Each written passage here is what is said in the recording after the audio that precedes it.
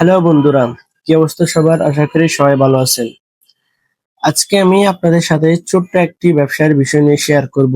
সেটা হচ্ছে ভ্যান বলেন বা ফুডকার্ট বলেন, যেকোনো একটাই। আমাকে অনেকদিন আগে একটি ছোট্ট ভাইয়ের কমেন্টে বলছিল যে 20,000 টাকার মধ্যে তাকে একটা ব্যবসার আইডিয়া শেয়ার করার জন্য। তো সেক্ষেত্রে আমি সেই ভাইটার জন্য বলবো, আপনি যদি চান এই ফুডকার্ট ব্যবসাটি শুরু করতে পারেন। এখন অনেকেই ফুডকার্ট ব্যবসা বলতে বোঝে না।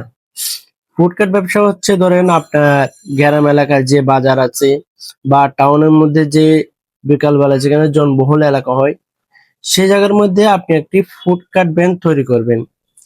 ধরেন এই ফুডকার্টটি তৈরি করতে আপনার থেকে 20,000 বা 25,000 এর মধ্যে কিন্তু হয়ে যাবে।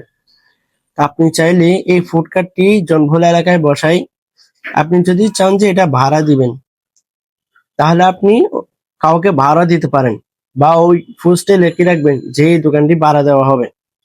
বা আপনি যদি ভাবেন যে এটি আপনি নিজে করবেন, তাহলে আপনি নিজে একটাই কারিগর তৈরি করে কারিগর রেখে আপনি এই দোকানটি চালাইতে নিয়ে যেতে পারেন। আমি বলবো এই ব্যবসাটি খুবই দারুণ, কারণ এই ব্যবসার মধ্যে কোনো ফেরা নাই, কোনো টেনশন নাই। কারণ যেটা বর্তমানে আমি করতেছি, আপনি ধরুন ফুডকার্টে যদি কি ডেলি ভাড়া দিয়ে রাখেন, তাহলে সেক্ষেত্রে আপনি মাসে 6,000 টাকা পাবেন বিনা টেনশনে, আপনার কোনো কাজ ছাড়া, কোনো পরিশ্রম ছাড়া।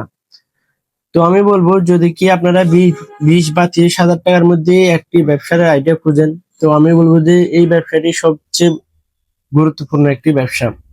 বা এই ব্যবসার মতো আমার মনে হয় না যে আর কোনো ব্যবসা আছে। আপনি চাইলে এটার থেকে মানে ছোট ব্যবসার মধ্যে, এই ছোট্ট ব্যবসার থেকে আপনি যদি চান যে অনেক দূরে এগিয়ে যাবেন, তাহলে ধরেন আপনি এই মাসে একটি ব্যাংক কিনলেন, আপনি ডেলি 6,000 টাকা ধরে আপনি 5 মাস টাকা জমিয়ে আপনি চাইলে আরেকটি ব্যাংক বসাতে পারেন। সেরকম করে করে আপনি চাইলে এই ব্যবসাটাকে আরো অনেক বড় করতে পারেন। তো আমার ভিডিওটি আজকে এই পর্যন্তই। কোনো প্রশ্ন থাকলে অবশ্যই কমেন্টে জানাবেন। আল্লাহ হাফেজ, টাটা।